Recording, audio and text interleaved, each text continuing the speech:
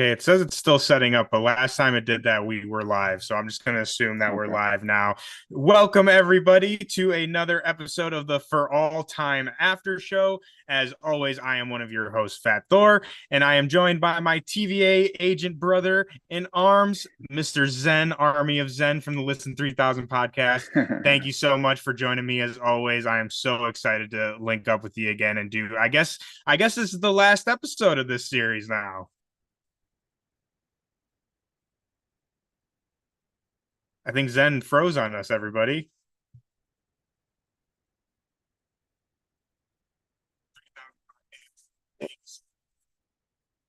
So Zen's frozen right now, but that's okay. I know that he's super excited to be here. And I see we got Oh, one person in the chat, so thank you for joining us. Oh, I think I heard him a little bit. Zen, can you hear us, man?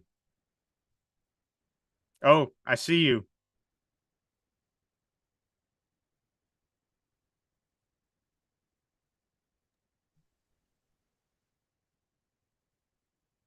Is he back? Oh, yo, yo, yo. hello. What's up, man? You're still freezing. I heard you for a second there.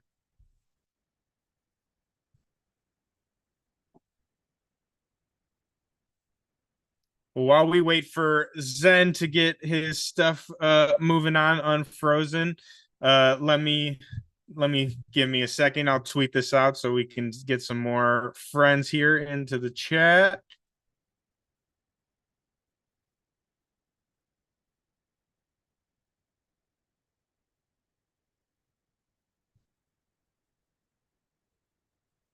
What's up, Yo, man? yo, Zen is yo. back. Okay. All right. Hey, he's back, everybody. Bet. I don't know what happened, man. I don't know. But yeah, we're back. Well, I forget what I was saying, but I think I was just welcoming you back to the show and saying, like I said, I think this is, I guess, our last episode of the For All Time After show. Yeah, man. Yeah, man. This has been a journey, man. We've been on this since the beginning, and I'm excited to get to this ending. But yeah, man, I guess it is the last one, at least for Loki, you know, I would say, yeah, it's the at last least for for Loki, Loki. but this is Yeah, 100% not the last thing that we're doing together because we've just been having so much fun doing this. So, whether definitely. it's, I mean, I don't know if we're going to get another season of Loki after this now, but whether it's Loki or something else, there will be more Sons of Milner Listen 3000 collabs in the future. But Zen, as always, I got to ask you top of the hour before we get into all the deep, nerdy stuff. What did you think of this last episode of Loki season two? Everything comes to a head. How did you think that they ended it off? Man, I thought this episode was incredible, man. I wasn't expecting them to get as deep as they got, like with some of the Dude. themes and the emotions and stuff like that. I'm like, Mm-hmm. damn, we getting to the further end of this. I'm like, yo, they're getting pretty deep here. But I thought the episode was dope, man. I feel like it vindicated us and validated a lot of the theories that we had from this show. And also it was like the way they ended it was like a beautiful ending for Loki as the character. So like I feel Mm-hmm. like they landed it. That was my, every season of any show that I get into, my whole thing is like always like, are they gonna stick the landing for the finale? And they definitely did that. Mm-hmm. Yeah, I couldn't agree more, and I would even go as far as to say I know I'm the Marvel shill, I'm the Marvel boy and everything. I love everything, which is true, but this might be like one of my favorite Marvel things, period. Like Yeah, movie, TV show, like just the way in which they laid the story out, especially in this second season, and how they concluded everything together, I thought was just masterfully done. Like, just absolutely masterful. Like you said, the full circle that we get with Loki as a character. It needs to be like taught in universities. Like it was so yeah, damn good. And I mean, we even get word for word, line for line callbacks to, Loki's first appearance in the Thor movie and just the journey we see him go on, just not only even in the series as a whole, but just this episode yeah. is insane. And it's a feat that I didn't think was possible, and they absolutely crushed it. I loved it. I can't say how much I loved it enough. Hey man, same. They did that. They did They did that that. damn They did thing. They did that damn thing. But let's get into the kind of more nitty gritty stuff of it. So, like you said, a lot happens in this episode, but I honestly, I feel like let's just jump right into the end. Like, let's jump into the meat and potatoes of it. We get so Loki goes through kind of a whole new journey of self-discovery in this episode, and much of it deals with another theme that we've been talking about a lot in this episode is the concept of free will and what is better, having free will or having things be maybe a little better but you don't make that choice, right? And I think Loki finally comes to this realization through the conversations that he's been having with Sylvie, which we get another conversation with them this episode that encapsulates basically their entire conversation. But then also with Mobius, and Mobius gives him some very good words of advice, if you would, and basically talking about the theme of burden and being burdened with this, purpose. And I think Mobius puts it in the sense of, purpose isn't always glorious. Most of the time, purpose can be a burden. And this all culminates in Loki. I don't even know how to describe it. It's like I'm still processing what we saw. He basically revives all of the branches himself, and Yeah, he brings them all together and sits on the throne in the Citadel and is physically holding the multiverse together. yeah. And that's how we end it. So Zen, again, we're gonna get nerdy and deep into what all that means and how that's possible. But just again, overall thoughts of like that ending, how Loki was able to do that, what was going through your head in that moment when we get him on that throne?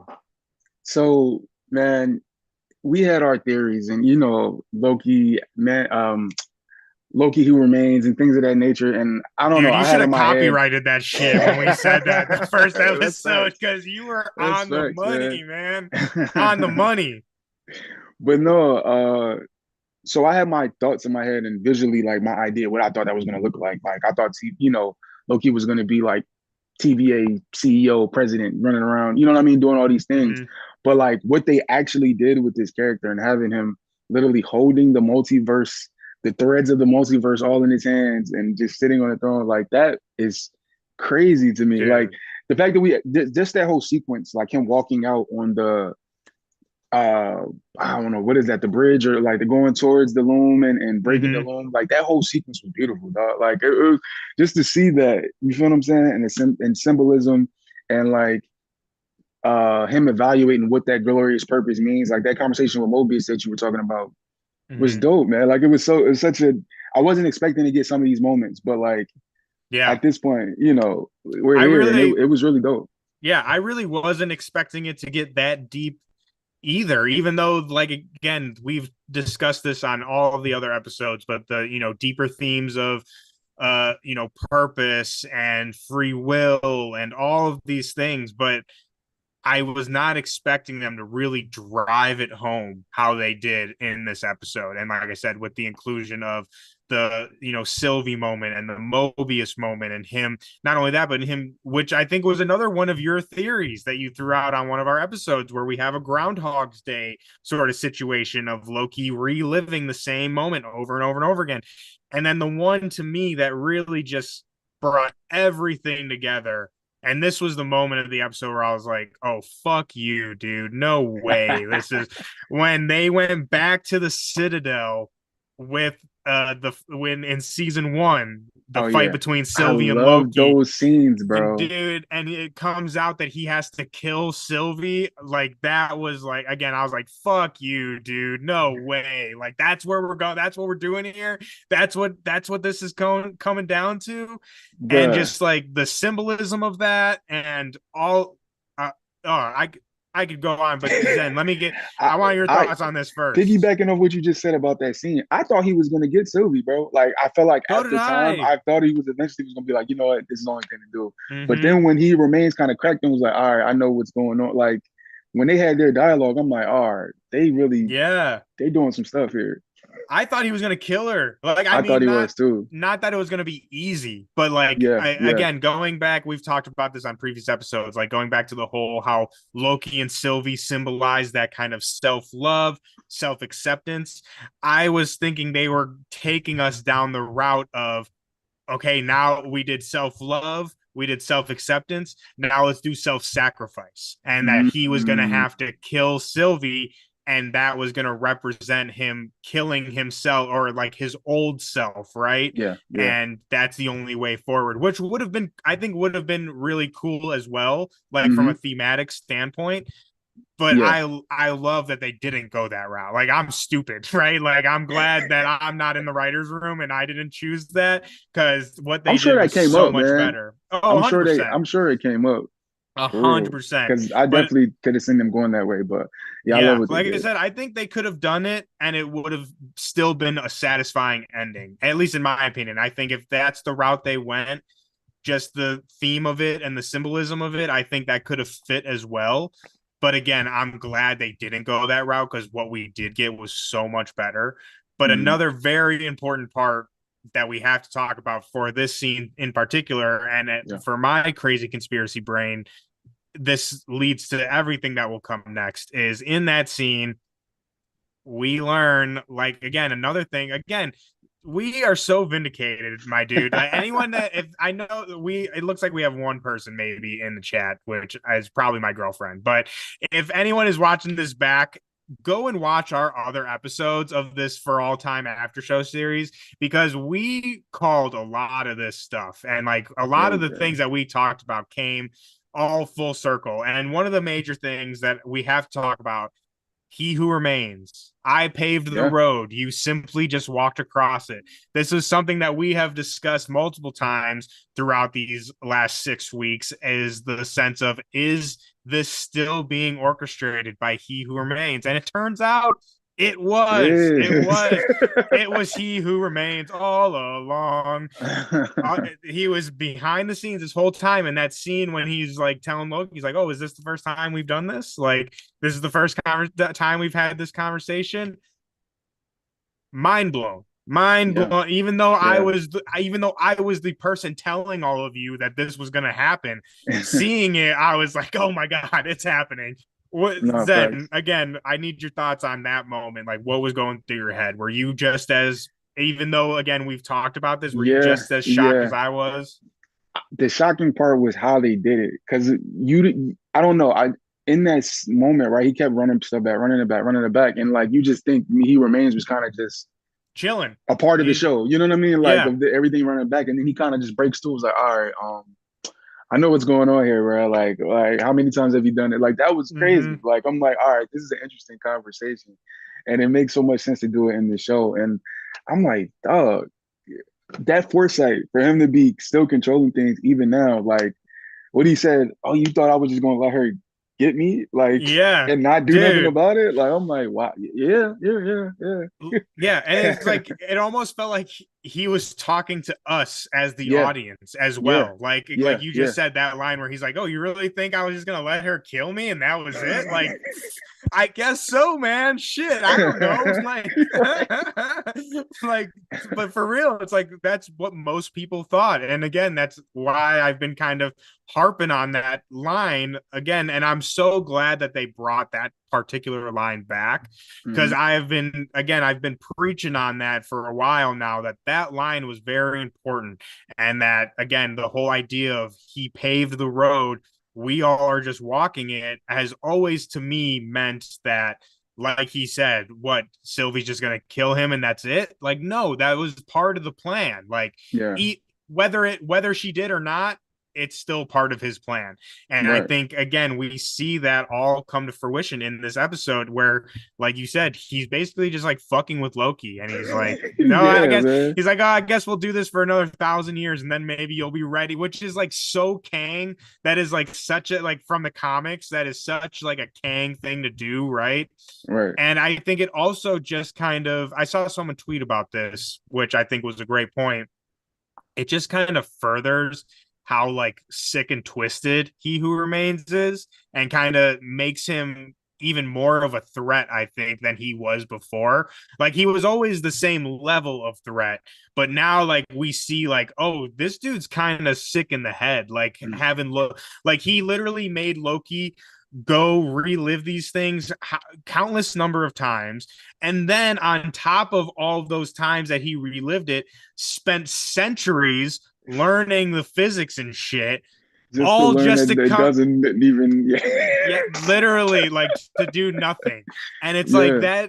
that is so messed up so if you think about it. Last time it did that, we were live. Hold on, so I'm getting gonna assume that we're live now. I'm getting Okay. feedback here. Oh, okay. Okay. It's all good. For all time after show. Shit. As always, shut up, YouTube. Thor, and I am joined by my TV. Okay, we're good. Okay. Goddamn feedback coming back at us. Yeah, But man. I forgot what we were even talking about now. No, we were talking about he remains and him kind of still planning all of this that was going on. Man, bro, like him to make I feel like people were taking it so lightly a little bit. Mm-hmm. How long Loki's kind of was in this process, because like even when he was at the TVA, we got the card centuries later, like right, and it was like, yo, Yes. he's been at this for a long time. Well, like I said, so you have to remember he did all of those. So like getting Victor Timely off onto the runway and all of that was before, or yeah, right. He did all that before the centuries long Yeah, yeah, journey. yeah, yeah, yeah, So yeah. it's like you got to think centuries plus all the time that he tried to make that successful the first time. So it's like who knows how long that actually was. And plus, too, we're talking about in the TVA where time doesn't exist. So it's Yeah, like, yeah. so it's no wonder that he learned how to use those damn powers. Hey, he was there goddamn long enough. Yo, it was funny. I was expecting Mobius or somebody to question him, because it was Mm-hmm. a part in it when he was like he knew what they were gonna say at certain points, and he would Yeah, like and kind of Mobius was like, what the hell Mobius is was going looking on at him like, here? all right, man, hold up, what's going Mm-hmm. on here? I was expecting that, but I'm glad they didn't do that. But I thought that was funny that they noticed, like, all right, Mm-hmm. you know more now for some reason. Yeah, and they just rolled with it, man. Which I mean, I guess they had to when the temporal loom is about to explode in your face. But that leads, we got to talk about too another topic of discussion that we talked about extensively in these last couple episodes is the temporal loom. And so we find out that in this episode, temporal loom doesn't even matter. It's literally a fail safe for he who remains in case that it didn't work. The branches get killed anyway, which Yeah, again, Zen, what were your thoughts on that? Again, this, at least for me, this was a huge like shock for me. Someone who, I have been very invested in this temporal loom. So to learn that it was all just a failsafe, I'm like, son of a fucking bitch, dude. Eric Wright, you goddamn menace. He's a straight menace. nah, facts, man. Because it was that whole process. It felt like we spent so much time on that in this episode, only to like that was one of the bigger twists. It was like, yo, you spent all your time, none of that even mattered. Like none of that, Mm-hmm. like Yeah. it was like but I thought that was crazy how they kind of just threw us for a loop like that. Like even like you were saying, you spent so much time trying to figure out what this temporal loom. People coming up with theories like, all right, so once they open the thing and do, and it's Mm-hmm. like, yo, none of that even. Which I It was still think all fail from the it's jump, still important, right? And Yeah. like I think that's like some of the criticism, which I haven't really seen much criticism over this Hmm. episode, but some of the criticism that I have seen, which is something that I would push back on, is like you just said, like people taking it in the sense of like, okay, so everything that we just watched just does not matter. Like, so it just doesn't matter.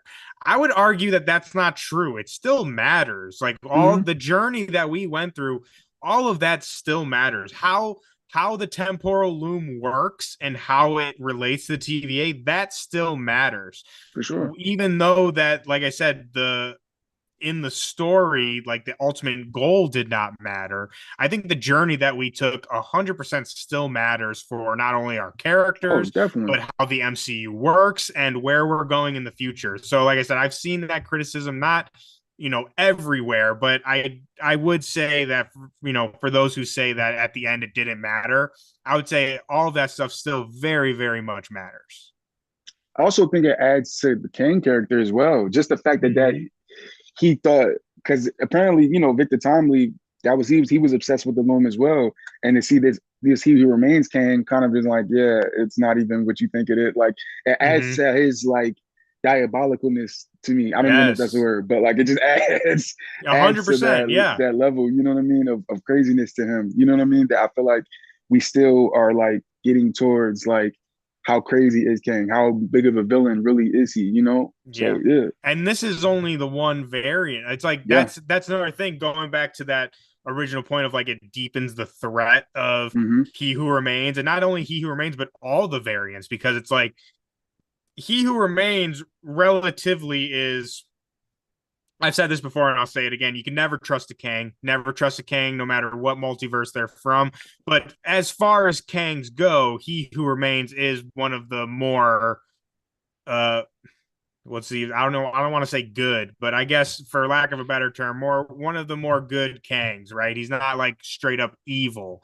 So it's like if He Who Remains is that twisted, just imagine how crazy the fucking Conqueror is and like some of these other versions of Kang, right? Yeah, yeah, And yeah, like that man. also, oh, go ahead. Oh no, I'm just like I'm just interested to see like are we gonna explore that or are we gonna you know what I mean? Like Yeah. just all the other stuff that's going on. But like because they layered the character with the show so dopely. You know what I mean? Like Mm-hmm. just even seeing Victor Timely and then getting back to this He Remains, like they layered this character. So it's just like exciting to see. Dude, and when He Who Remains was like dogpiling on Victor Timely, I was like, "Oh, fuck you, dude!" Like he was making fun of his stutter. I was like, "Dude, Yeah. like I know it's the person, but I'm just like, dude, fuck you. Why you gotta do that, man? You asshole." But I gotta say too, going back to the whole Kang thing, something that I wanted to bring up for our, watchers and listeners out there. Shout out alternate timeline. I see y'all in the comments there. And Yeah. this is perfect that you guys hopped in the chat because I was just about to talk about y'all. But something that we talked a little bit about, I hopped on their show for Hmm. their watch party. I was on there after the episode, and something that I discussed that I think other people will find interesting as well. So we actually on our show, The Sons of Milnir, we actually had Jackson Lansing, who was the writer of the Kang the Conqueror miniseries that came out in 2019, I think, Okay. and which great series. If you guys are interested in Kang and like his history in the comics and stuff, I would 100% recommend that run. It's a perfect jumping off point for new readers. But something that we talked to him about in as it pertains to Kang is, so He Who Remains in the Loki show is more or less based off of a character called Immortus from the comic books. And we do have an Immortus in the MCU. We saw Immortus at the end of Ant-Man and the Wasp. But again, for all intents and purposes, a lot of like his character personality and like the things that his character does, they use for He Who Remains in the MCU. So the point that I'm getting to this is we talked to Jackson about Immortus and like how basically Immortus is like the fully realized version of Kang.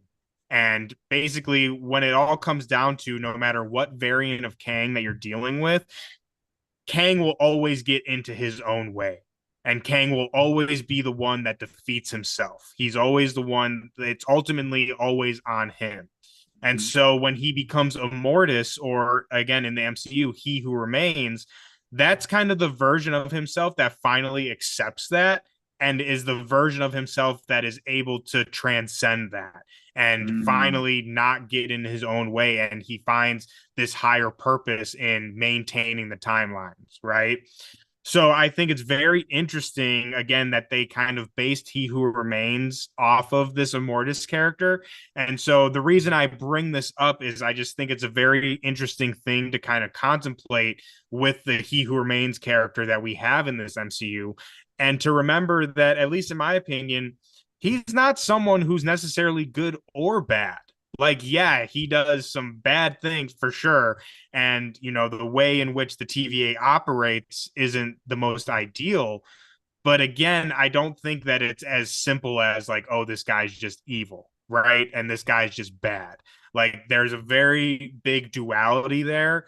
And I think that that's very important when we're discussing like why would he do something like this, and when we discuss like what is his game, what is his overall plan, right? Like what is all Hmm. of this leading to? Yeah, So what do you think about that point, Zen? Like, and then the idea of like he who remains not being completely good or bad.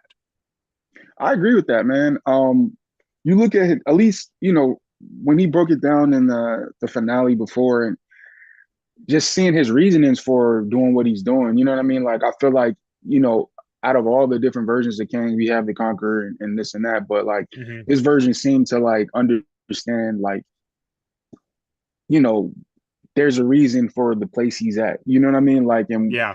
we've seen through this show, like, you need somebody to kind of, within this universe and all these things are happening, it seems to be a need for somebody to kind of like, at least watch over it all. You know what I mean? Or Mm-hmm. like keep things in place. So I feel like that's a good place, not a good place, but like for the He Remains character, um, that's kind of the place he's coming from. Like, you know what I Mm-hmm. mean? Like where you can view that as like somebody who's trying to play a god or somebody who has the best interest in mind. You know what I mean? I guess that's all perspective, but definitely agree that it gets gray with that Kang character. You know what I mean? Like on Yeah. what side he goes. And I feel like that's if they decide to keep going with him, like I feel like that's gonna be a dope thing to see because we'll probably get versions of him that are super pure, you know what I mean? And then other versions that are Mm-hmm. like the super on the other end of the spectrum, you know? Yeah. And I mean, again, I think again something that we've been talking about through this whole series is it's there's really no right or wrong answer to a lot of these things. And I think Mm-hmm. he who remains makes great points when I think he says to Loki, like, every person that you've loved, every all of this stuff happened because I was here watching, like I was here making sure that everything fit to where it was. So like every married couple, all the happiness in the world, like that is because I was here keeping watch. And it's like, yeah, that's a good point, right? But then it's like, again, on the opposite side, if we're coming from Sylvie's perspective, it's like, yeah, maybe that's better, but you chose that. We did not choose that, right? And I think she even brings that point home in this episode where Loki asked her, something along the lines of like, so what, we just let it all blow up? And she's basically like, yeah, yeah, dude, like that's what it is, right? And it's like, again, I can understand that, right? At least I can. It's Yeah. like, yeah, maybe everything ends, but we did it ourselves. Like it was our decision. No one controlled us. No one made that choice for us. And Mm-hmm. I think that that's very powerful. And I think that that's a very powerful way of thinking about it. So again, a lot of these things, there's not a right or wrong answer to it, which is what I think makes it interesting. Mm-hmm. No, I I also definitely agree with all of that.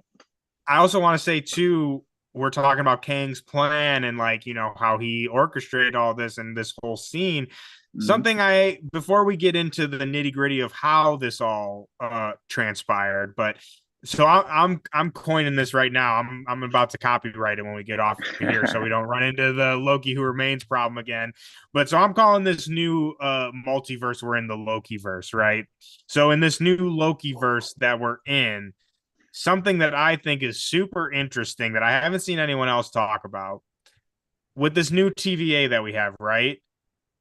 Their goal is still the same as He Who Remains is was. If you think about it, even though we have a multiverse now instead of a sacred timeline, this new TVA is still hunting down He Who Remains variants. And that's True. what they're doing. And if you think back to the first season of Loki, we learned that the whole reason that the sacred timeline even existed, and something, again, I think Zen, it was our last episode we talked about. I told you all, remember this point that the original sacred timeline was built to prevent Kang variants from appearing. So, like I said, after all of this, after Loki creating this new Loki multiverse, they're still doing the same job. Yeah, I think that's very interesting, and I think that still go again. He paved the road, right? And that makes me think, what if this is that son of a bitch? What if this is part of his damn plan too, right? yeah. Loki being in that goddamn tree, that's part of his fucking I plan. think that's all part of it. That's what I'm I really saying, do. dude. I really I do. I do. really I'm do. I'm glad you pointed the TVA thing about out because I know when I watched it the first time, I kind of was looking at them at the end of the show, and I'm like, all right, so what are they doing now? Like, what are they Mm-hmm. all doing now? It seems a lot more democratic in there now. It 100%. seems Yeah. like it just seems how they run things. It seems like they got everybody involved, which is dope to see. But yeah, I'm assuming basically off what you were saying, like you think they're just kind of just hunting Kangs like straight up now. Yeah, so like that's so like beforehand, which again, it's like they just didn't know that that's what they were doing. But Hmm. beforehand, they thought that they were just pruning branch timelines to, preserve the sacred timeline. But we learned that actually what they were doing was pruning any branch that could potentially have a Kang variant. Right. And so, like I said, now I think it's a matter of, like I said, the TVA wasn't fully aware of what their job was originally. So it's like now they think like, yeah, we have power over this. And like you said, they're super more democratic now. We see that in the judges room where Hmm. beforehand it was only like 4 or 5 judges were allowed in that room. Now everyone's in that room, Yeah. but they're still doing the same thing. They think, again, I think it just goes back to He Who Remains plans. Like they think that they're doing it themselves, Yeah. but at the end of the day, it's all coming back to the original plan of not letting more variants of He Who Remains running wild, even if we do have a multiverse. So Yeah. again, that Loki's whole thing, which it's I don't even want to say that because the ending is so good. I don't want Yeah. to take that away from Loki, right? But it's like that could have been again how the temporal loom was a failsafe for the sacred Hmm. timeline. Loki is the new failsafe, and even though there's a multiverse, they're still pruning Kangs, right? True. Man, this really got me thinking, man. Because I'm like, all right, so what if I'm curious now as to what if I'm just like, yo, all right, so how do we get from this point to where we know things get crazy again, or does things get crazy again? Does Loki like if Loki was to let go of the multiverse, right? Uh, does everything just go away, or does a Kang pop up and kind of do this all over again? You know what I mean? Yeah, I mean, I would say so. So this kind Because of I was goes wondering into that the when the loom blew up, like mhm. what happens after that? Is it just everything's over, or does the king rise up, or like you know what I mean? So I think so this kind of goes into my explanation of like Okay. how this all, works and all that. So what I would say is like, yeah, yes, Loki is literally holding the multiverse together. Like if he were to let go, Hmm. everything goes to spaghetti again. Like where Yeah. everyone's spaghettified, right? Yeah. That's how, at least that's how I'm choosing to think about it. And so this all comes down to the ending where it's revealed where they invert the timeline and it's a tree and they show that it's they symbolize it as a tree. And so Hmm. this all comes back around to what we've talked about on previous episodes with the world tree or Yggdrasil from Norse Hmm. mythology. And Yeah. so for listeners, watchers out there, if you hadn't watched our last episode talking about this, what Yggdrasil is basically the tree that holds all of the 9 realms together. So the 9 realms are Earth, Asgard, Niflheim, Stifle, elves and shit, all that stuff, right? So now the reason why they chose to show this as a tree is that Loki is now symbolizing that he is the world, basically the world tree of the universe, and that he, just like how Yggdrasil connects all of the 9 realms, the Loki tree, the Loki Yggdrasil Yeah. connects the multiverse, and it connects all the multiverse together, which allows our characters to be able to travel to different multiverses, for universes to exist alongside of each other, all that good nonsense. But it also creates the possibility for these multiversal timelines to then come in contact with each other and collide with each other in the form of incursions, something that we have heard used in Multiverse of Madness, and something that is 100% going to be very critical once we get to Secret Wars and Hmm. all that other stuff. So again, this tree, the reason why which I don't think, at least in my mind, this was just a visual symbol, blah, blah, blah, blah, blah, blah, blah, symbolism. This was just a visual symbolism. I don't think he is actually in a tree, right? Like they're just Yeah. using that symbol and that imagery to kind of inform us as to what's going on, right? Hmm. So what do you Yeah. think about all that tree nonsense? Am I barking up the right tree here, Zen? Man, we've been saying the digital tree since we've been doing this. So of course this is I'm glad you were validated in this. And it was awesome to see, bro. Like it goes back to a lot of the stuff we were saying too, like having the Norse mythology kind We're of both inform a mixing lot up of our words today, baby. right. Now the Norse mythology super informing like this where we are in the MCU, like with Loki and the CBA situation, like it didn't play out exactly like we said it, but like it's how like Yeah, the pieces are it's the there. tree. It's right Mm-hmm. there. It's the multiverse. It's Loki verse. Like The Loki verse, baby. yeah, It's man, live. it's But that's live. another thing I really wanted to talk about. I think that the kind of ending not confused a lot of people, but we're kind of left like, okay, what does this mean? Right? Like, I specifically him grabbing the branches and like Hmm. bringing them back to life. I think a lot of people were like, what is going on here? Right. And I'm with y'all. I was like that too. I'm like, okay, so what does this actually mean? Right. And so I'm going to do my best to explain this to you. And again, as you know, anyone who watches these shows know, like, I know nothing more than anyone else. Like, I just am a big comic nerd. So this is just how I explain it to myself and how it makes sense to me. So again, we talked about this a couple times. So the multiverse breaks out into, craziness, and Loki literally physically grabs the branches and like uses his magic to spring them to life. And so what I got from this, and this also goes back to a little bit of episode 5 as well, where we deal with how do they call it in the show? Like the fiction problem versus the Hmm. science problem. So in the books, Loki, at least right now in the comic books, Loki is known as what's called the God of Stories. And basically, where that comes from is it's the whole idea of that Loki is the god of lies. But at the end of the day, what is a lie if not a story, right? And at the end of the day, everything that creates our world is ultimately a story. The story of the Big Bang, the story of gods or, God, all of this stuff is all a story.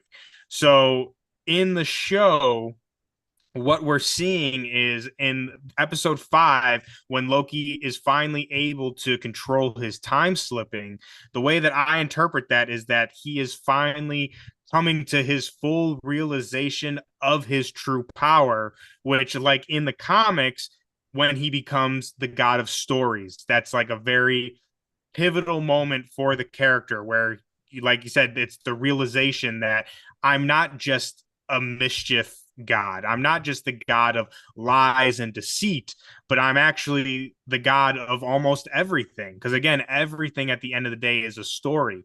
So once he realizes that, he's able to again realize his full potential and his full power. So it's not, in my mind, he's not using like a different form of magic or some kind of new power in order to revive these timelines. It's his same power. It's just kind of like Thor's moment in Ragnarok, right? Hmm. When Odin tells him, "Oh, you're the god of hammers," right? It's the same with Loki, right? He's not the god of lies, he's the god of stories, and that allows him to fully access that power that he has. And when he's grabbing the timelines, that's why he's able to revive them. Because again, Zen, what is a timeline of a universe other than a story, right? It's the story of all the people that live there, all the love, the hate, the pain, the joy, all of that is stories all wrapped into this time, this line of time that we as stupid meatbags exist on. So that's why, like I said, when he's grabbing those, he's able to just like revitalize them. And again, that's why he's holding them all together, because he's holding all of the stories that make up the universe. Does that make sense? Bro, you cooked that. You spitting. Cooking, boy. You like that, huh? Nah, that's facts, man. Nah, you broke it down. Um, yeah, Loki's the god of stories, man. That's it God of is what it stories, is. That's what baby. it is. Yeah. God of stories. And that's also too, I think, something so what I'm all this nonsense I'm talking about, you can find all this in Al Ewing's Agent of Loki run, which is a fantastic run by itself, but they use a lot of concepts from that run in this in the Loki series, season 1 and season 2, I would say. But another Mhm. thing that they talk about in that series, and I think really applies here, and something that we see here, is the concept of an ego death. And so, what an ego death is basically giving up all of your attachments and all of your the things that you desire, right, for basically for the greater good. I can't remember exactly how they lay it out in the book, but it says, something like giving up the need for a throne, the need for control, all of this stuff. And I think something that the show did so beautifully, going to one of your points you made at the beginning of this episode, Zen, is the use of this concept of an ego death and showing Loki go through that, and then at the end getting exactly what he wanted, but not in how he wanted it, right? Yeah, Because at the end of the episode, at the end of the day, Loki is on a throne. yeah, And we know at the beginning of his journey, that's what he thought he wanted, right? And then at the end, it's just a kind of, again, full circle in a poetic way, that he does end up on a throne, but not one that he wants, right? yeah, man. It's so symbolic in that way because it's like, man, it just had me thinking about the whole show because it's like he went Mm-hmm. through all of that, bro. Like it was so much the Sylvie stuff, the Kang stuff, the Victor Tomley stuff, the losing everything multiple times, seeing everything go to shit multiple times, to now like sitting exactly where he always thought he would be, just from a positive space. You know what I mean? Like it wasn't like he wasn't being selfish. You know what I mean? Like it's the Mm-hmm. thing that Sylvie was telling him the whole time. Like you're being selfish. You got to let that go. You know what I mean? Yeah. Like, and he finally did it, and he's holding everything together. And Like, which is so crazy to say, like you said, he's not, like, the one time he's not being selfish, mm-hmm, excuse me, is the time he gets the throne. yeah, This, like, again, his whole ethos before all of this was, what does he say in the first Avengers? Like, people strive to be controlled, like I'm the one to bring order and all this stuff. And he does bring order and does all of the things he said he was going to do, yeah, but just in a completely, like, total 360 way. And I think just the way they were able to take all of these little plot lines, and not even plot lines, but just like dialogue lines mm-hmm, that have been spoken by Loki and other characters throughout his whole journey, starting from the very first Thor movie, was just like, it's just so well done. They did it so well, and I can't remember the exact wording of this scene, but if you all go back, it's the scene where Loki's going out into the temporal loom, and Sylvie and Mobius are at the door, like trying to get him back. He yo, get out of says, my the head, man. dude, I was just yes, thinking about this. yes, Yeah, go yes. ahead, go Again, I can't ahead. remember. I can't remember exactly what he says, but he says literally word for word, line bar for bar, what he says to Odin at Mm-hmm. the end of the Thor movie, when he lets go of the Rainbow Bridge and, like, seemingly accepts death. But oh, dude, to bring that back, and to bring it back in the context of in which we see it, again, it's like, dude, It's crazy, man. Eric Wright, dude, claps from the audience, snap, jazz hands, so good. Like I wouldn't have even remembered that to bring that back, right? Like, and again, the way in which they bring it back and the context in which it's in now, oh, mwah, chef's kiss, so good. Bro, I seen that. I seen this. That exactly what you were saying. Somebody lined the clips up like Mm-hmm. one on top of another, and just even the parallels of how they shot it and what like Mobius and Sylvie was doing compared to Odin. Like, it, Yeah. I'm like, bro, like the fact that y'all called that deck, like that deck specifically, is so crazy. Yeah. And I, again, it's I know, one thing to call it back and yeah. like be like, oh yeah, like this happened before. But the way they called it back was just so well done, right? Like it's just again like the themes of the show, where Hmm. this episode was taking us, where this season took us. It was just the perfect little placement. And it's one of those things, it's like you blink and you miss it. Like Yeah. it's I think it's so good too because it's impactful even if you don't know the context. Like Hmm. that, the conversation works whether you know that it's a callback or not, which again just makes it so smart. Yeah, I think that's why all of this works so great together because it all has purpose and meaning. You know what I mean? Like it Mm-hmm. really is a great ending for the Loki character if we believe in what Tom Hiddleston saying. But it's like like it's poetic, bro. Like in the way that they're calling back to certain things, and Mm-hmm. even one thing I noticed when he was walking out towards the temporal loom and the clothes he had, the TVA clothes stripped away, and it showed like the robes and stuff like that, how the robes were really just no, it wasn't any gold, it wasn't any flashy stuff that he usually has on Mm-hmm. when he's these Loki, you know what I mean? Like it Yeah. was like a stripped down version of who he is, like just the essential essence, you know what I mean? And walking Yeah. towards doing this. I thought that was super symbolic as well. Like it was crazy how they did that. And did you notice too that his helm with the horns, it Hmm. was in like the design of the Citadel. Like you were saying, like it was like none of this Wow. shit was gold, but You're right. if you notice when the horns come, it's like black with the gold like Hmm. thing. And not only that, but I noticed, which I don't really know what this means yet. Again, I'm still my wheels are Yeah. still turning, everyone, but I did notice too as he walks up to the throne of the Citadel the gold starts Yeah. coming in. Coming Yeah. through the bottom and like it looked like Yes, marble, yes. yo, like gold marble or Yes, exactly. So something. this brings up a question that I had, and again, shout out alternate timeline, my boys over there. We Yes, talked sir. about this a little bit, and I want your perspective on this.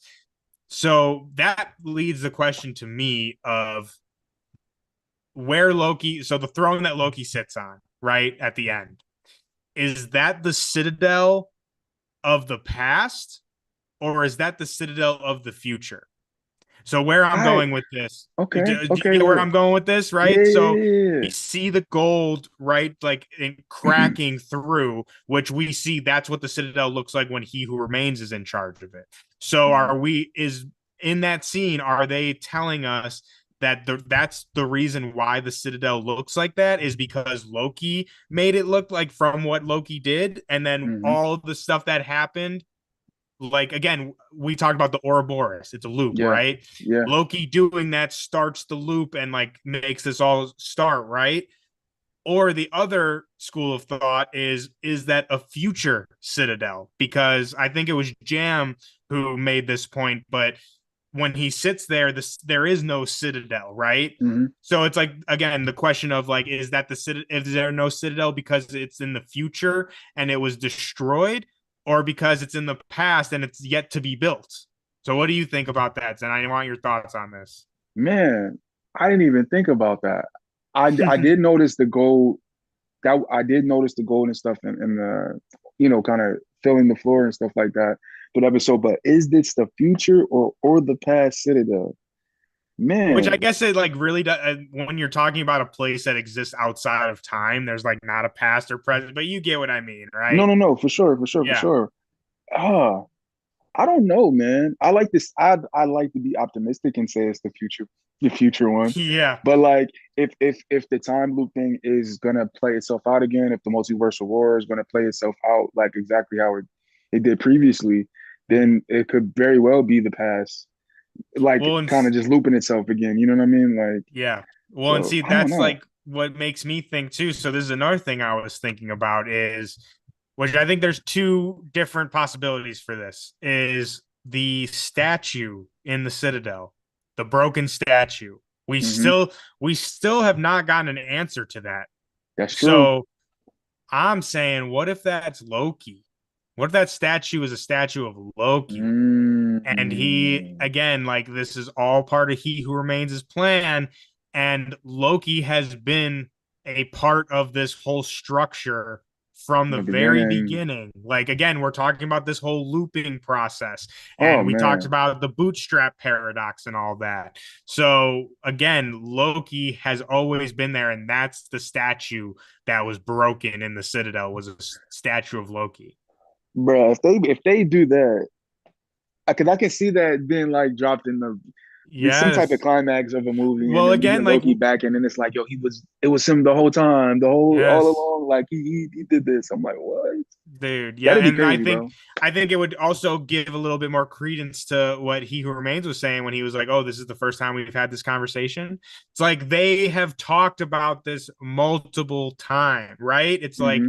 again, we were talking about in the beginning of this episode, like the whole time frame of it, like how long was he doing that, going, Yeah. reliving the same thing, and then he did centuries, right?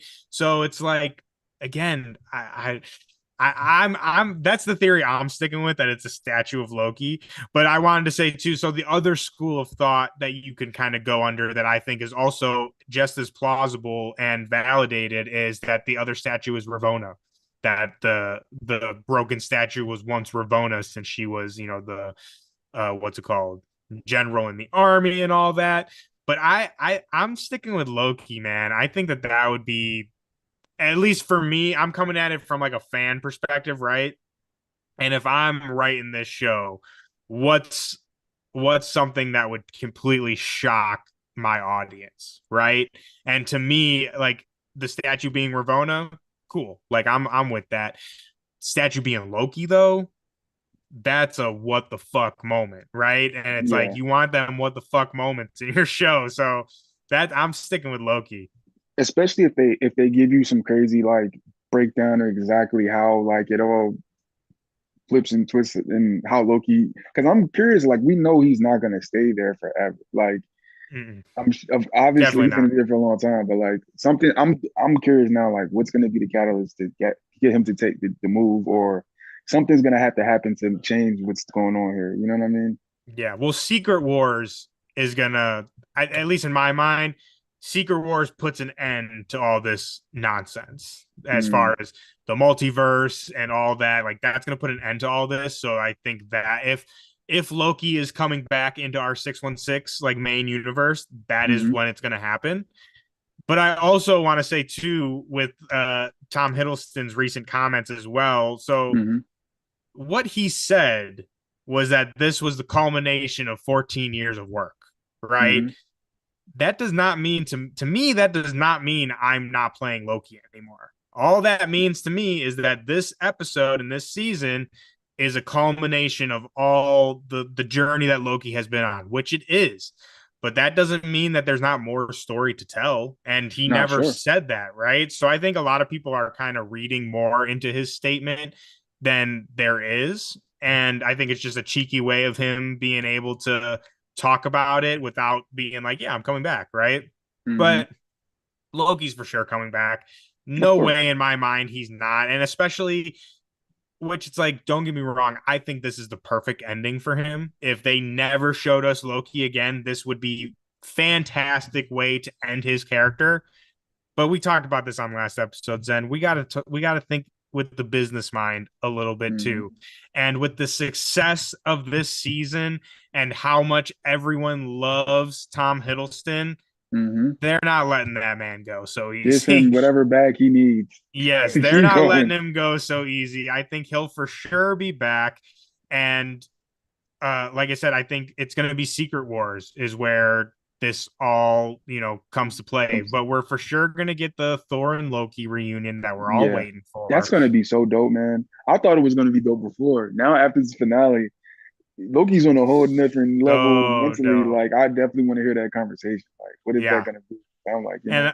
and that's the other thing too, is like having Thor see where Loki ends up, like that. We have to get that. 100, Yeah, we have to yeah. 100% have to get that. And I think too that could also, so this is the whole topic of conversation that we could just do a whole other episode on. So I won't get like too into the weeds of it, but I think it could be used as a way to uh sort of, I don't want to say fix, because to me it's not a huge problem, but I guess you could say fix some of people's issues that they have with Thor within the 616, as Mm, far as him being so jokey and goofy and stuff like that. So again, being the Thor defender here, again, this is a whole other topic of conversation, but I'll just say very quickly. To me, I always took that his humor and like his jokiness, especially in the most recent movies, is his as a form of coping and like mhm, his way of showing his grief. And I think that that's a theme that a lot of us can relate to, is using your pain and your grief and using humor as a way to get through that. And so that's what I'll say about, goofy Thor, if you will. I feel like that's mhm, kind of the theme that they've been playing with in that regard. But I think having him see Loki, see where he ended up, I think would help the character of Thor a lot in this whole process of grief that we've been seeing him go through. And I think we get a little bit of a resolution to that in Love and Thunder. But mhm. again, Thor is a character that has lost literally everything: home, family, brother, weapon, all, what, name it, he's lost it, right? And I Yeah. think being able to see Loki not only alive, but see him realize, like I just talked about, him being the god of stories, is him fully realizing himself and his Mhm, power. And for Thor to see that, especially off of the conversation in Ragnarok, when he tells him, he's like, you're the god of mischief and you'll always be the god of mischief, but you could be so much more. And I think seeing that, with that conversation in mind, having him see him holding these branches together, I think would be very profound, not just for us as the audience, but I think for Thor as a character as well. And that they could use that to do a little shift, if you would, in the personality of Thor. What do you think, Zen? I agree with that, man. I feel like they could play that scene however they do it, so many different ways. But like, just goes back to what you were saying, like just Thor being able to see Loki realize all the potential that he knew he had, you know what I mean? Like that Mm-hmm. he didn't know. And it took him so much to get to that point, but like just to be able to see, like, oh yeah, this is where you're supposed to be. Like I feel like I'm gonna it's start gonna be crying. such a I'm like sitting there thinking about it while you talking. I'm like, no, that's gonna be a crazy emotional scene if they play it correctly. You know what I mean? Like Yeah. just And just you know, off this show alone, you know what I mean? Yeah. there's no way it doesn't happen. No way it doesn't happen in my mind. But again, I mean, I don't know how they're gonna do it, but Loki's not done. I see a lot of people talking about this point, and like, whether we get another season of Loki or not. I Again, Loki's not done, and I'll also say I don't think the TVA is done either. I think we No. still have a lot to do in the TVA. I think that there's a lot of avenues we can go to see these characters pop up. I know that, supposedly Miss Minutes and Mobius are showing up in Deadpool, but I mean Mhm. like the TVA as a whole. I think this is not the last we will see of them, and like I said, Loki for sure. I agree with that. I agree with that, man. They've built out this incredible world with these characters in this place in the MCU, and like I Mm. feel like we're only just getting started, which is crazy to see after we've been through so much with with Yeah, this show, 2 seasons, and I feel like they're still only just getting started with the TVA, Loki. yeah. I mean, we talked about this even before we knew how it ended, but we've been saying I would love a TVA spin-off show, even if I would say too, I think a really good structure that they could use for the TVA is they bring back the Marvel shorts. I don't know, Bruh, get I out of know, my head, bro. yeah, Like, hey, bro, we're on the wavelength today, man. But I know you know what I'm talking about, Zen. But just in case yeah. anybody watching this back, maybe not know what I'm talking about. Marvel used to do this thing all the time where they would release little shorts, and sometimes those shorts were actually very important for future things. The one that I'm thinking of specifically is they did one right after Iron Man 3 which showed the 10 rings breaking the fake Mandarin. I forget what his name Hmm. is, but the British dude, they Yeah, break him out of prison, which is where we see him in Shang-Chi. That's where he shows up. yeah, So, like I said, they Marvel used to do this all the time, and like I said, sometimes they were funny, sometimes they were kind of important for next projects. So, I would really love for them to bring back the Marvel shorts and just make them like TVA little specials, and it can be something as silly as Casey and Obi trying to figure out a problem, or it could be something a little bit more important, like B-15 pruning a variant of a maybe a big villain or a hero, right? Like I think yeah. the structure in which they've built with the TVA allows them to do a lot of fun things with it, and I really hope that they take that opportunity to do fun things with this whole concept of the TVA. I agree, man. Once you said the shorts, it had me thinking the funny one, the ones that Thor did when it was like his Thor and Daryl, dude. yeah. I remember them Jones. I'm like, yeah, my dear friend Daryl from work and stuff. I was like, yo, that's Yeah, crazy. I would love that's to what I see mean. something Those like were that with the TVA. hilarious. That would be awesome. Yeah. And like I said, I think it's a good option to do. Like again, you can do both, like just funny ones, but also Hmm. ones that could like you know we could see like a Kang variant, or Yeah. I don't know, a variant of Doctor Strange, or again just fun shit. Like I think it just allows us to do a lot of really cool things. So I really hope Marvel capitalizes on the success and the popularity of the TVA right now because it's just so rich for more stories. I agree with that 100%. Hopefully somebody's watching because we need that. I think that'd be really dope. Hell yeah. And I'm trying to think if there's got to be more that we haven't talked about. Let me see. We haven't gotten much Oh, chatter in the chat today. Oh, go ahead, Zen. I was just gonna say Ramona. That Oh was a crazy yeah, ending we for got to talk her. about Ravona. Yeah, we got to talk Yeah. about Ravona for sure. Here, let me see what the chat's talking about real quick. Couch and slouching with C Bizzle. Good afternoon, chat and panel. Thank you so much for joining us. We love having you here. Alternate timeline, my dudes. Thank you for coming and hanging out with us. Let's see. Loki holding the multiverse together are giving every timeline life, symbolizing the tree is so fire. I 100% agree. Hmm. Been seeing the little heart emoji is covering the rest of this Oh, message. let me see too. Says been seeing with things going to shit. It's Sylvie that will be recruiting multiversal Avengers and defeat Kangs since Loki has to stay where he is. Ooh, we might have cooked with that one there, alternate timeline. I like that. What do you think about Yeah, that, Zen? I like that too. It makes sense though, like because I feel like she wants to kind of continue what he started, like the journey that he was on as far as like helping people and her like I feel like that would be a dope progression for that character to kind of like now Mm, take the reign. And it'd be dope to see her interact with these MCU heroes because we haven't seen that yet. yeah. I think that would be great too, and I think it would be cool to just see Sylvie interacting with more characters in the Marvel universe because Hmm.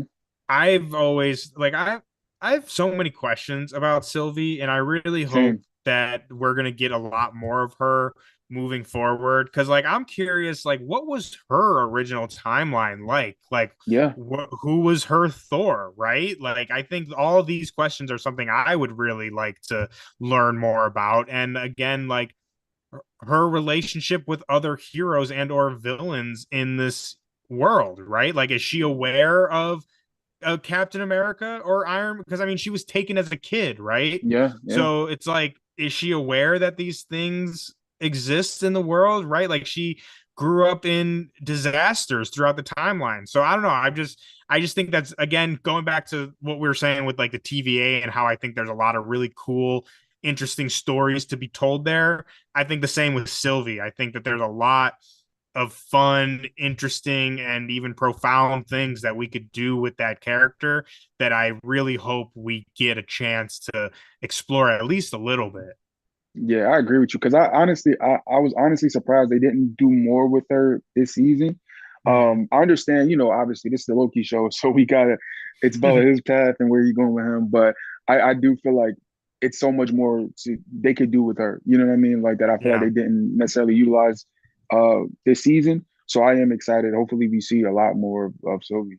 And the one thing I will say to our guys over at the alternate timeline, which I'm assuming is going to be Dennis, but I will say though, to your point, Dennis, is at least for me, I think that something is going to happen, and or Mhm. someone is going to have to come and get Sylvie. I don't think like she, at least in my mind, I don't think she's taken the initiative to like recruit this multiversal team herself.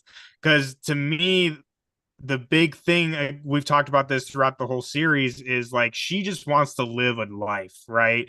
And I think True. at the end of this, when she's having that conversation with Mobius, and he's like, "What are you gonna do?" And I forget what she says, but something like, I don't know, like I don't know what I'm Yeah. gonna do." I Yeah. think that's like kind of like again her whole thing. She's gonna go back to fucking McDonald's or the record. You know what I mean? Like she just wants to live a mundane life. So while 100% she's going to be involved in things moving forward, I think again there's going to have to be like a cataclysm or some character or villain to come and get her and bring her into the fold. At least for me right now, I think Sylvie's at a place of I'm just chilling, right? I'm Yeah. going back to my thing. Yeah, I feel like she might get a call from the TVA. Like B15 might have some crazy might happen that she has to get on, find Mm-hmm. her. They're like, yo, That's we what gotta, I would say. nah, yeah, yeah. So I agree with that 100%. And I want to talk about quickly too Mobius, Hmm. because I mean we've talked about this before. Excuse me. I just love Mobius as a character. Owen Wilson is just such a gem, and I want him in every project moving forward. But I really loved that's another thing that I think this episode does so great is we get, I think, such great endings for almost all of our characters. Every character gets the ending I think that they deserve. Yeah. And with Mobius, I really loved just like him standing there watching the variant of himself in his life. And, Sylvie's like, "What are you going to do?" or whatever. He's like, "I'm just going to stand here a while and let time pass." Like, oh, such a good line, such a good scene. I loved it. I loved it so much. Zen, well, before I start crying here, what did you think of? What did you think of Mobius's? Like I said, I don't want to say end because we supposedly know that he's coming back for Deadpool, but what did Yeah. you think of the end of Mobius for this season? I thought it was dope. I thought it was poetic. I thought Mobius went through an arc this season as well, man. I feel like we kind of didn't get like to see every piece of it, but like going from what was it, X5, having those Mm-hmm. words for him during that one episode to seeing now that he's actually going to explore the other timelines and trying to see what his actual life was and him watching, that other life. And I thought that Mm-hmm. was just dope to see for the character. Um, it goes back again. I am curious to see where he ends up. I don't know if he's going to continue to keep working with the TVA. I would hope so. But Mm-hmm. like you said, this has to be one of my favorite roles that Owen Wilson has done. Um, at least for me, like just being able to get Yeah. attached to the character with this show. So his ending makes a lot of sense and it shows more of his growth throughout this Mm-hmm. season. Yeah, and I think at least for me, the way I read it, I think he's for sure going back to the TVA, and Mm, that was kind of what he meant when he was like, "I'm just gonna sit here and let time pass a little while." Is like mm, because I think it goes back to what he said to Loki when he was like, "Well, what if it's something good? Like, how am I supposed to mm, handle that?" I think what I took from it was that he, throughout this series and throughout this second season, he's now finally at a place where he can handle that and he can accept that. So he's not looking at the timeline in the sense of like, oh, I'm gonna go like live this life or whatever. Like he's able to look where before he couldn't even look at it. He didn't want to know about it. Now he's come through this journey throughout the other side and is able to finally look at what his life could be and that happiness. So again, to me, I that's kind of what I took was that he was just watching and he just mm, wanted to finally see the very thing that he was shunning himself away from all this time, right? That's kind of yeah, how I took it. But I think I, the way I took it is like he understands that that's not him, right? right. Like that's the variant of him, and it's like Then while yeah, he's able to now look at that and accept that and like find peace in that. he is still Mobius. Like he's Right. still Mobius Yeah. from the TVA, and like he's gonna go back to his thing. But again, now he can just accept that, he can look at that happiness and that life that could have been. Yeah. I got yo, quick question for you. I don't want to go too far down a crazy tangent, but No, this please, just that's what dawned we're on here me. for, man. Look, this just dawned on me, and I want to know if you can explain. So we know when Loki kind of time slips and he can control the time slip, he kind of occupies the past version of himself. That's what I got from that. Like when he jumped back and had the conversation with Mobius about the bird and stuff, right? You seen Mhm. him like it was like the from that scene, the original scene, he was talking, and then you could see the time slip kind of come over him, and Mhm. then it was like the Loki that we're watching in this season, you know. Yeah. So I'm wondering when TVA agents when they go to different timelines, like the Mobius thing, right? I'm assuming now he doesn't have a timeline to go back to, even if he wanted to, or like, can he go to a timeline, or would it be a timeline where he doesn't exist? Like, because I'm just thinking now, like for X5 when he was Brad Wolf, Mhm. was that his original timeline, or did he just kind of go and just create an identity on a random timeline? You know what I mean? Yeah. Like, can they That. go back?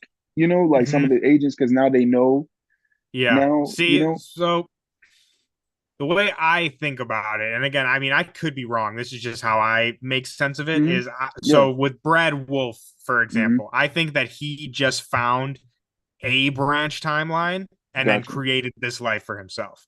And Bet. then so like for Mobius, right? Like again, like they are two separate Separate. people. Okay. Got you. Yes, like they Got are you. like Got you. Got you. Got yes, they are the same variant of each other, right? But you. Right. at the end of the which I think really just comes down to like who you think. I guess we'll just name it like Mobius Prime, right? Like the original Mobius.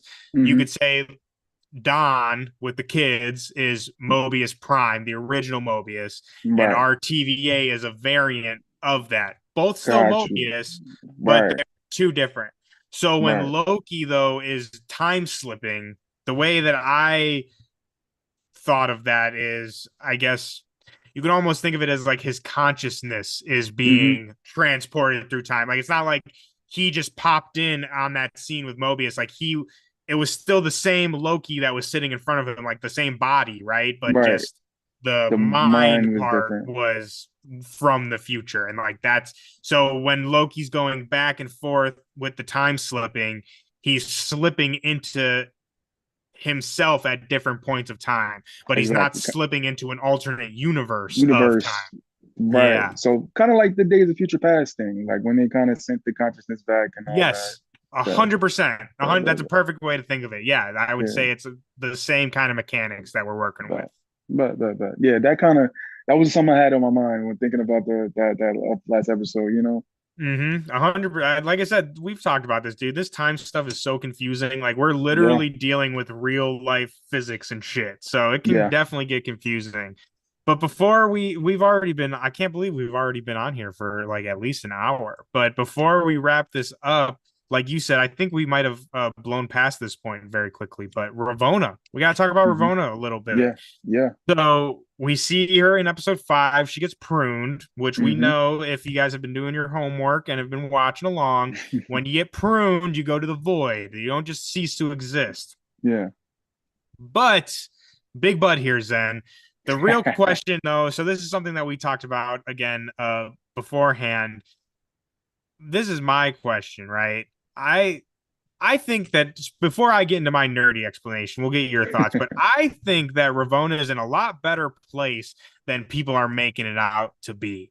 And I think that she is actually in a very good spot right now. So what do you think, Zen, of where Ravonna is? So in the preface for everyone who maybe forgot, or if you should have watched, if you're watching this without watching the episode first, I don't know what the hell you're doing. But so she is in the void and like, wakes up in the void. And that's literally all we see of her in this episode. Wakes up in the void, sees the TVA kind of symbol on the ground, and boom, that's it. So Zen, what did you think of where Ravonna is at? um. So paying attention to some of the previous episodes, with her conversations with Miss Minutes and Kang and stuff like that, um, I think she's right where she needs to be. Like we learned that she was a general in the army of Kang's Hmm. army, basically taking over the multiverse. We also learned that she was the one who tamed Elias, which is also who she's probably going to confront down in the void now that she's just Yep. running out around out there. So I feel like if history is to repeat itself, if we're in a circle, she's going to tame Elias, and we're going to see some crazy stuff from Ravonna in the void. Yeah, and I mean, you're taking the words right out of my mouth, and that's why I said, she's in a better spot than I think a lot Yeah, of people are realizing. Is she's again, like you said, she's right where she needs to be. yeah. Honestly, I don't think that it was confirmed in the show or like outright said that she tamed Eliath or that she Hmm. controlled Eliath. But again, we talked about this in a previous episode along with Miss Minutes. It's very easy to make that jump in logic of that if she was the general of the multiversal war, she was there for the creation of the TVA and the void, that she would have a relationship with Eliath. And again, if she was the general of the army, she has some sort of control over Eliath. Because that's another thing that I think a lot of people forget is when Hmm. He Who Remains goes through his whole spiel, he makes a very strong point of that his conquering of Eliath was the key to him winning the multiversal war. Russell War. Like Yeah, that's what allowed him to win that war. So again, if we find out now that she was the general of that war, that makes me think that he was just bullshitting us and that she was the one who tamed Eliath. So yeah. again, if that's true, Eliath's gonna be like, "Hey, my mom's here. Like, let's get it going." Like that's her pet. You know what I mean? Like they're gonna be No, in fact, chilling. that's gonna be a dope thing if Elias recognizes her and she don't got to do too much. She's just like, all right, this is No, game over. literally. And like that's the thing too, is like she won't remember this, right? But Eliath will. Hmm. So I think, while she might not know what's going on necessarily, Eliath knows what's up. And again, Yeah. he's gonna remember that shit. And also another thing I think we need to remember too is the symbol that she brushes off, right? With the Hmm. all-time logo. Yeah. At least the last time we left it, there's a gang of Lokis underneath that little symbol. That was the door to their little Loki hideout. True. So not only is she there with Eliath, but she's there with a whole gang of Lokis that have a pretty big beef with the TVA and whoever is running the TVA. Yeah. So we could see Ravonna coming riding Eliath with a gang of Lokis behind her, dude. Like she's chilling, dude. Don't Yeah. put out Ravonna. Don't count her out for sure. Let me ask you a question about this scene too. And I've seen some people throw some stuff out about it around online, Mm-hmm. and I don't know if I felt like it was any of importance, but it's Marvel, so you never know. But they were pointing out the fact that they kind of made a point to show the pyramid in the void during that scene. Mm-hmm. Yes. Um, I seen people throw Ramatet name around and things of that nature. Did you feel like Mm-hmm. that was important for them to show that? Do you think it was a point to that them showing that? So I think there's two schools of thought on this, at least for me. I think that you can either think of it in one sense of like, well, maybe that's just the angle of Hmm. the void that we see, right? Yeah, Like, I mean, it's a void, right? Like maybe yeah, that's just right. the way the That camera was was just angled. something that That's was just there, all. right? Yeah, we just saw the pyramid there, right? Or if again, people like me, if you want to get a little bit more conspiracy brain with it, I think an interesting question to think of is what is this new version of the void that we're in? Like, True. so everything has changed with the multiverse, right? So does that mean that is the void the same as it was in Loki season 1, or has it changed since then? And True. again, going back to seeing the pyramid, it seems like it's a lot more empty than we last saw it. When we were Hmm. last in the void, there was shit everywhere. You got the Thanos copter, you got, this, that, and the other. We just see the pyramid here. So again, I think it's like you can kind of think of it either way. One way you could just say, oh, that's just the angle that like all the shit is still there. Like we just happen Hmm. to be at an angle where we see the pyramid. Or you can take it as, like I said, maybe the void is different now and has changed a little bit since we last saw it. Yeah, and I've seen some wild theories, man. I've seen people say the Council of Kings is in the pyramid. I've seen I've seen some Yo, that wild would be things. I'm nuts. like, Well, I yeah, mean, bro. So if because I Rama honestly didn't think Tut, anything of it when I seen it. Mhm. I'm so like seeing people theorize like that. I'm like, all right, maybe it's I will say though, I not to spoil anyone's parade or rain on anyone's parade or anything, but I will say it's not that crazy for the pyramid to be there if we're hmm thinking of it in the sense of again he who remains his whole deal was pruning Kang variants, right? true, So true. that means that at one point he pruned Ramatut and pruned Ramatut's timeline, which would include a pyramid. So it's like we already know that Ramatut was pruned because he's Yeah, in Ant-Man and the Wasp or exactly. Quantumania. Yeah, So I think it could just be something as simple as that. Like I said, I don't want to rain on anyone's parade, but not true. I think it's one of those things like people are like, oh, there's a pyramid. That must be Ramatut, right? Like it's hmm like, yeah, it does, but I don't think it's as it doesn't have to be as important as people are making it out to be. Again, it could Right. just be as simple as Ramatut has been pruned, so his pyramid was pruned as well, which is why we see the Kang Tower, QUENG QAA. Kang, Right, yeah. right. And so, like I said, it could just be as simple as, like I said, that timeline was pruned, so the pyramid is there. But I love a good theory, so I would love to Yeah, think that man. it means more than it actually does. I'm all for a crazy theory. But before we get out of here, let's see what we got. Some more chatter going on. Shout out Samuel Force. Thank you so much for tuning in with us. He says can't wait for Deadpool 3 and how this ties in. You and me both, brother. You and hmm me both. I'm Yes, super sir. excited for that. I would say I'm more excited for Deadpool 3 now than I was. Because don't get me wrong, like I've always been excited for it. Obviously, we get Hugh Jackman back. Like that is huge, right? Like I'm gonna love it regardless. But I can't lie in saying that part of me feels like it's a little gimmicky, like yeah, how people talk like the cameo fest, right? Like, don't get me hmm wrong, I love a good cameo, but like to me, more story driven stuff excites me more. But Yeah, after this Loki stuff we got, and then I don't. This is not the Marvels chat, which we got to talk about on another yeah, we thing. do. But they what happens in the Marvels makes me a lot more. I'm more excited for Deadpool now than I think I ever was. I feel like the pieces are coming together quicker now. You feel me? At least in these last few Mhm. projects. So Well, it's making it make more sense to me. And like I said, that it's not gonna just be a cameo fest kind of like, oh, look at this person, we're bringing this person hmm back. Which I love that stuff. I don't want people taking what I say as like I'm hating on that. Like I love it just as much as the next person. But again, with all this stuff that's happening, all that's making a lot more sense to me, and it's making the movie a lot more. Again, makes more sense to me why they're doing it now and like in this spot.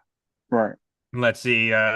Samuel also says apparently Loki's arc ended here. I gotta say we kind of talked about this a little bit. I gotta say agree disagree. I agree in the sense of like yes, this is an amazing end to Loki's arc. Loki as a character, I think that it is again him being the god of stories and everything is the fully realized version of Loki. So it's like you can't really get higher than that, but the on the side that I'll push back on that is I do think there are more stories to tell with Loki, and I think that there is while his arc was beautifully concluded, and like we said before, if they don't bring him back, I will be completely happy with how it ended. But I think that there's more for Loki for sure. Agreed, Zen. I do. I do, man. Let's see. So then, last one, also from which, by the way, we're about to wrap this up, everyone. If y'all are in the chat watching everything, so if you have any more questions or comments for us, please shoot them at me while I'm reading this off. So Samuel also says it's sad that Loki is one of the only good projects that Marvel put out this year. I watched the Marvels, and I'd say the critics percentage was appropriate. It's really sad. I appreciate you coming and talking with us, Samuel. We love you in the chat, but I gotta say, I gotta disagree with you, man. I very strongly disagree. I think that we have gotten some banger projects this year from Marvel, and I loved the Marvels. I thought it was super fun. And I mean, again, and obviously that's subjective. If Samuel, if you didn't like Marvels, that's completely fine. We're not saying you have to like it, But again, I just would have to disagree. I think we've gotten some really great projects this year, and I think that if any, all this talk of, is Marvel dead and all this, I'd say we're stronger than ever, baby. Like the future is so bright. We talked about this, man. X-Men, Fantastic Four, Silver Surfer, Galactic, like the list goes on. There's so much more to get to. Facts. That's facts. What do you think, Zen? As far the As far as I gotta say, the Marvel year, Loki was for sure. I think we can all agree the best project Marvel put out this year. At least I'll say I that. agree I'll with you on I'll that. go out on a limb. Yeah, 100%. I think we can 100%. all agree on that. But to say that it's the only good, I gotta again disagree. Zen, do you agree? Disagree? The only good project. Um, I can't say that's the only good project this year. It's my favorite this year for sure, though. I'm I trying to do feel remember what like did we get besides that's what I because was trying Secret to think. Invasion, where Secret like Invasion, we can agree on Secret Invasion, okay? But Guardians I'm came trying out to this think. year. Oh, okay. Come on, Samuel. Come on now. Let's be Yeah, serious here. Guardians came out this What are year. we talking about here, Samuel? Come on now.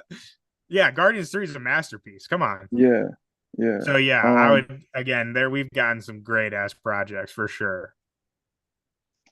yeah. I feel like, man, I don't know, man. I feel like everything has been fun. I'll say that much. Hmm. I don't want to. Everything has been fun, and I'm excited to where we go next for sure.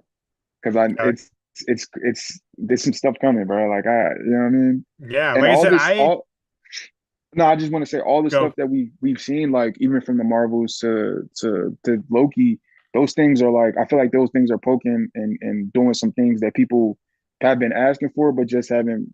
Maybe because it's the Marvels, you don't want to show up for it. But like they're doing some things in that movie that people have been asking to make Yeah. things make sense. That makes things they made some things make sense in that movie of where we're going next. You know what I mean? Yeah. 100, and again, I know, I'm the Marvel shill. If you look at my Twitter, I'm paid by Marvel. So, I mean, I gotta wait for this goddamn check to clear before we do any more episodes because I need my fucking payday, baby. I But feel I you on mean, that. I know I'm the shill and like I just enjoy all this stuff, but I just really don't see how we're dead in the water. Like to me, things seem so bright. Like it's like the where we could go, like this literally the sky's the limit. Like there's just so much more. And I just feel like that's just such a silly thing to talk about, right? Like it's silly. Silly gooses, if you would, Zen. Silly gooses. Silly. I mean, Kevin didn't look bothered at the Marvels premiere. I'm just gonna say that he didn't look. They asked him about it, and he was like, "Hey, man, I don't know what they're Well, and talking that's about like online." I feel I saw someone post this was from like an interview a long time ago that Kevin Hmm. did, and but I think it still rings so true today, and I think that everyone needs to think about this.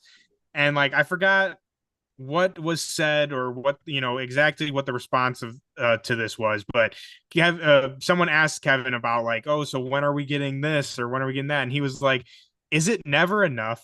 Like is it like we just had this, like when is it going to be enough? And like it's like, dude, for real, like Marvel has been killing it for so long, like whether or not like all the projects or not, you cannot deny the amount of shit that we have gotten. And especially like if you're a comic book fan, we've talked about this before, Zen, but it's like if you told me 10 years ago that we would have a universe built off of Iron Man, I would have told you were fucking crazy. And like your grandmother could tell you who Thanos is.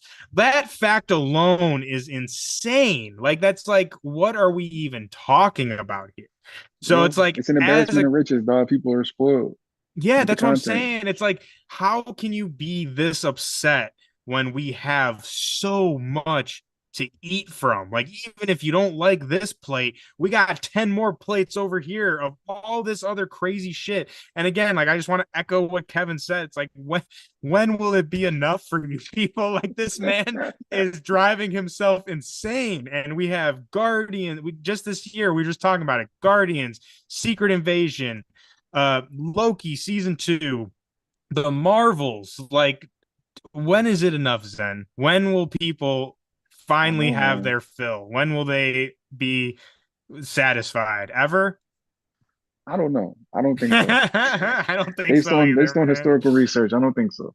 I don't think so either. But as far as Loki goes, man, this has been such a fun season. Again, we've echoed this a couple times. I really think this might be like one of my favorite Marvel anything, Yeah. especially if we're talking about like season one and two as a whole. Because I don't know about Hmm. you, but I always think of these things kind of like that, where it's like, yes, they're two separate seasons, but to me, it all works together. Like, Especially I, this show though. Especially the way even yes, where they started it, like it's still connected. You know what I mean? yeah, like you can just watch it all through. I don't even know what that'd be like 20 hours or something crazy like that, but it would feel like one huge movie or like cohesive story, right? Hmm. So it's like taking at it from that lens, I say like this might be one of my favorite things Marvel has done, which is so I agree. crazy to say about a show of Loki that I would have never imagined would be.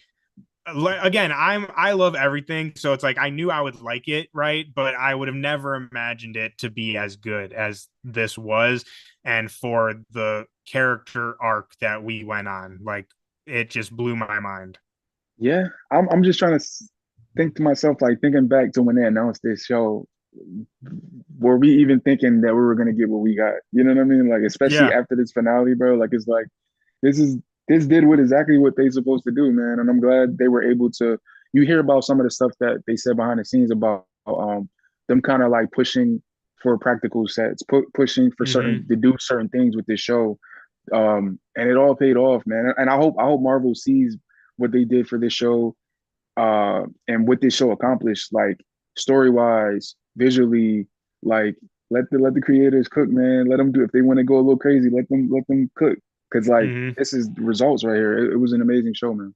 Yeah, like I said, we're freaking cooking, man. All these people Hmm. saying Marvel's dead, that's how you know that they're grifters and that they just want them pay clicks because we eating good over here, Yeah, baby. it's But like it's crazy. yeah, I'm stuffed, dude. Like I don't even know if I can take more, but we at it. We front row next Deadpool 3, baby. We front Yep, row. right there. Zen, I cannot thank you enough for doing this show with me over the last, what is it, 6 weeks now? We've been doing this. It has been Yeah. so much fun. You are the perfect co host, an even better friend. And again, I just am so happy and grateful to have you here for this for all time after show. And I can't wait for the next thing that we get up together because, again, this has just been so much fun. Same, bro. I thank you again, man, for keeping me in mind and just even hitting me up to do this, man. You used to hit me was like, yo, you want to talk Loki? I'm like, yes, sir. And look where we at, man. Look I where say it's at. So spawned yeah, into a whole series of videos. exactly, man. So I thank you again, man. Thank you for embracing Listen 3000 and me and Caesar Always. and I'm excited to what we do next, man. This was an awesome time. Always. Hell yeah, it was. And we hope that you guys all enjoyed it as well, watching us, listening to our crazy theories, and just going absolutely nuts with it. Again, we just have had the funnest time. So we really hope that you guys have all enjoyed it too. If you guys have missed some of our previous episodes and still want to watch it, we actually have a playlist on the channel for the For All Time After Show. So go check that out. You'll find all of the videos that we've done over this season. You can find our nerdy breakdowns of the Ouroboros, temporal loom, bootstrap paradoxes, all sorts of nerdy stuff. So go check that out. Also, make sure to go to Zen's channel, Listen 3000. Go give them a subscribe. Go watch all of their videos because they are awesome. You guys may remember Caesar that was on our episode last time, the For All Time episode. That's Zen's co-host, another amazing guy. Again, I can't say enough good things about y'all and your channel.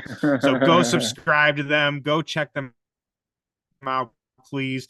And I mean, hey, I guess we just have to end it with how we started it, Zen. For all That's time, it. always, baby. For all time, always, man.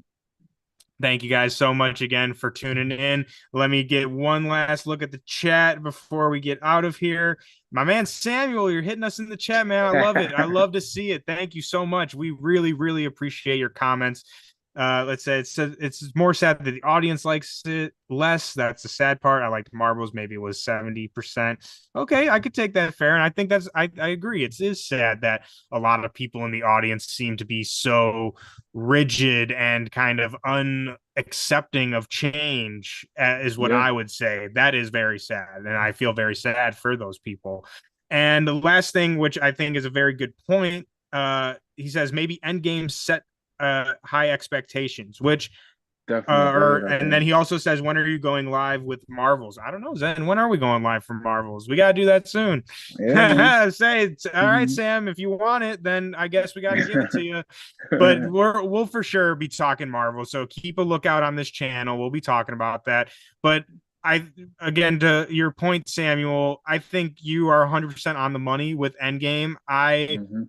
love that movie so much. It is like the Bible of comic book movies, in my opinion. But I do think that it did create a very interesting problem within the fandom of like we hit such a high bar. And Mhm. I think that especially for people who are more casual fans who maybe just watch the movies and stuff, I think it just set the bar so high and it made everyone's expectations like everything has to be an end game. Everything has to be, this massive team up event. And it's not everything is like that. And it shouldn't Yeah, be like that, in my yeah. opinion. And It I, makes it again, it don't hit the same if everything's like that. Like you have to exactly. build up. You have to build up to Yes. where we go. I hate that people hated on Phase 4 and Phase 5 so much because it was like, bro, we have to go back to the bottom again and get our way back to that climax, crazy Yes. Avengers level movie. Like it Mm-hmm. don't work like that. But Yeah, here I we are, think, like man. you said, everyone is just like, and also too, I think it also hurt in the sense of, I think now everyone, again, even I would say more so the casual viewers who don't really know about the comics. I feel like for us comic nerds, we know the game, right? Like Yeah, it's like we have our events, and after the event, we have our single issue stories that lead up to the next event, right? But for people who are just watching the movies and maybe aren't very versed in how comic book stories are kind of told, I think that it did, like I said, create a problem in that now everyone is just anticipating the next big one. And they yeah, feel like, oh, I don't need to see Shang-Chi or the Marvels or any of this crap because it's not the next big one, right? And it's like I can yeah, just wait for the next big event. And like you said, it doesn't work like that. Like the reason Endgame hit the way it did and was so good is because it paid off all of these things from all of these other movies, these single character driven stories. So, like you said, it's not going to hit the same without the groundwork to get there. exactly, But exactly. I would say, Zen, do you have anything else to add to that point before No, we get out of here? you cooked that. That was everything. That's it. I don't know what else. I don't know if they need Feige to pop up at Comic Con and really like be real with them and so like, I don't Honestly, know I if think that'll we help. do. Or, Honestly, I think like I love Feige and I love the way that he plays the media and stuff like that in the sense of like he doesn't really get into this bullshit and like these Mhm. rumors, like he doesn't talk about that shit, which I enjoy. But I really do think it would be beneficial if he came out and was just like, look, like y'all are crazy. I don't even know. Facts. Obviously, like Bro, they make it needed like James a Gunn. They need somebody that was like, because I love how James Gunn was so active on yes. socials, like just to be able Mm-hmm. to like debunk things or like poke Yeah. holes in things if it's not true. Like Marvel don't really have that. And like I Mm-hmm. feel like they need somebody to just talk crazy one time. Like, yo, Hey, hey, yo, y'all gotta relax. Hey, Marvel, I'm Somebody gotta step available. in. I'm available, yo. You're like Bruh. that's my job right there. Just dunk on all the Marvel hater dorks. Yes, And like yes. that's like my official job. Well, actually, this isn't even in production yet, so shut the fuck up. That's Exactly, bro. bro, Like that's my dream. That's the job I need. Feige, come on, man. I am your guy. I am a professional dunker of dorks. I will do that for conquer the sure. doors. But that's we've think this we've already gone almost 2 hours, man. So Oh this man. we gotta wrap this up. But again, Zen, I can't thank you enough. We don't worry, anyone watching this, if y'all are in the future and not watching this live and watching this back, we are going to be hooking up again. Me and Zen, this is not the last that you'll see of us. And then we are also going to be getting all the other boys into Caesar, Gorgon, Cap, the whole crew of Sons of Millionaire. Listen, 3000. This will not be the end. We will be back. Thank you guys all for hanging with us this past 6 weeks. It has been an incredible ride. And again, we already said it before, but we have to say it again. For all time, always, baby. Thank you so All much. time, always.